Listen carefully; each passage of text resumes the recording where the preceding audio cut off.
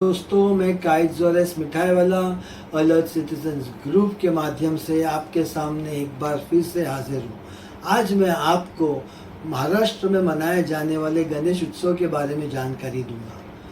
पहले मैं हमारे प्रिय सभी हिंदू भाइयों और बहनों का बहुत बहुत शुक्रगुजार हूँ और उन्हें इस गणेश उत्सव की शुभकामनाएं देना चाहता हूँ। ना उन्हें बल्कि सभी भारतीय नागरिकों को जो किसी भी धर्म जाति से जुड़े हैं उन्हें भी शुभकामनाएं देता हूँ। और गणेश उत्सव के इस अवसर पर मैं सभी भारतीय नागरिकों को जो इस त्यौहार से जुड़े हैं या मना रहे हैं उन्हें ये मैसेज देना चाहता हूँ कि अलर्ट सिटीजन्स मुंबई की पूरी टीम आपके साथ में जुड़ी है और आपको पूरी तरह से समर्थन और सहयोग भी हम करते हैं। तो चलिए मैं आज आपको गणेश उत्सव के बारे में जानकारी दूं। गणेश उत्सव की नींव हमारे प्रिय बाल गंगाधर लोकमान्य तिलक जी ने 1893 में रखी थी। वो हमारे प्रिय स्वतंत्रता सेनानी थे और उनका यह मानना था कि अगर लोग अपने निजी घरों में यह त्यौहार मनाएंगे, गणेश उत्सव मनाएंगे, उससे बेहतर ये होगा कि लोग एक सामाजिक स्थान पर आए, सब एक दूसरे से मिले और वहाँ पर मिलकर गणेश उत्सव मनाया जाए। इससे सभी में आपस की जो एकता की भावना है वो बढ़ेगी और यह एकता की भावना बढ़ने से हमारी आज़ादी को सफलता प्राप्त होगी। तो इसी तरह इन स्वतंत्रता सेनानियों की सोच से हमें भी सीख लेनी चाहिए और हमें भी एक दूसरे के त्योहारों में सभी का समर्थन करना चाहिए, चाहे वो किसी भी जाति या धर्म का हो। हर जाति और धर्म का सम्मान करना चाहिए, उनके विचारों को और धार्मिक आस्थाओं का सम्मान करना चाहिए, आदर करना चाहिए।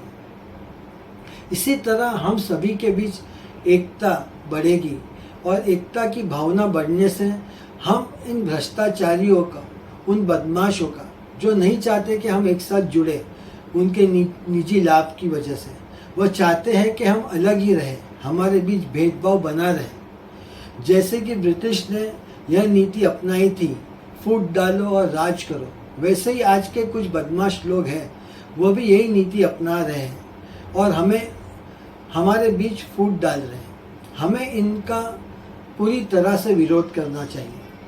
हमें उन सभी भ्रष्टाचारियों का, रिश्वतखोरियों का और उन सभी लोगों का जो सत्ता का दुरुपयोग कर रहे हैं उनके खिलाफ आवाज़ उठानी चाहिए। आपको पता है कि विविधता में एकता यही भारत की सबसे ज़्यादा शक्तिशाली ताकत है और यह ताकत को हमें अपनाना है और उससे ताकतवर होके अपनी ताकत को बढ़ाकर हमें भ्रष्टाचार के खिलाफ आवाज़ उठानी है। हमें अपना शोर इन भ्रष्टाचारियों के कानों तक पहुंचाना है, जिससे उन्हें पता चले कि हम पहले भी एक साथ थे और आज भी एक साथ हैं और आगे भी एक साथ रहेंगे। हमारे प्यारे रसूलुल्लाह साहिब पैगंबर मोहम्मद सल्लल्लाहु अलैहि वसल्लम ने कहा था कि अल्लाह उन सभी से बहुत नफरत करता है जो आपस में प्रेम भाव से, प्यार से, मान सम्मान से रहने वालों के बीच भेदभाव करे, खड़ा करे, गलत फहमियाँ पैदा करे और अफवाहें फैलाए और उनकी वजह से वातावरण खराब हो।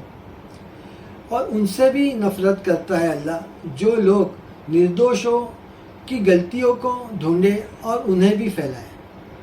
तो दोस्तों, इन सभी नेगेटिव चीज़ों से दूर रहिए, अपने त्योहारों को अच्छे से मनाइए, पॉजिटिव चीज़ों पर ध्यान दीजिए और हर जगह पॉजिटिविटी और प्रेम भाव को बढ़ावा दीजिए। इससे हम भी आगे बढ़ेंगे और आने वाले लोग जो जनरेशन है उनको भी काफ़ी हद तक सहायता होगी। हमें इन भ्रष्टाचारी लोगों से, सत्ता का दुरुपयोग करने वालों से यह मांगना है, हमारे अधिकार के बारे में पूछना है कि हमें निःशुल्क शिक्षा चाहिए, हमें निःशुल्क एजुकेशन चाहिए, स्कूल्स चाहिए, कॉलेजेस चाहिए, जहाँ पर हमारे सीनियर सिटीजन वृद्ध लोग हैं उनके बैठने के लिए वाचनालय चाहिए, घूमने फिरने के लिए ओपन स्पेसेस चाहिए, पार्क्स चाहिए, बच्चों के लिए हमारे खेलने के प्लेग्राउंड्स चाहिए।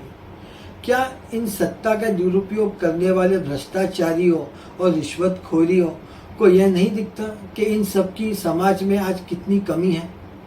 तो आइए दोस्तों, हम सब मिलकर एकजुट होकर आवाज़ उठाते हैं और हम सभी हमारे एक दूसरे के त्योहारों को एक साथ मिलकर बनाएं, एक दूसरे का समर्थन करें, सहयोग करें। A wise man has always said, divided we shall fall, united we shall always stand. So दोस्तों, on the occasion of Ganesh Chaturthi, let us all come together and oppose the policy of divide and rule. Think Indian, be Indian, and promote humanity. जय हिंद, जय महाराष्ट्र।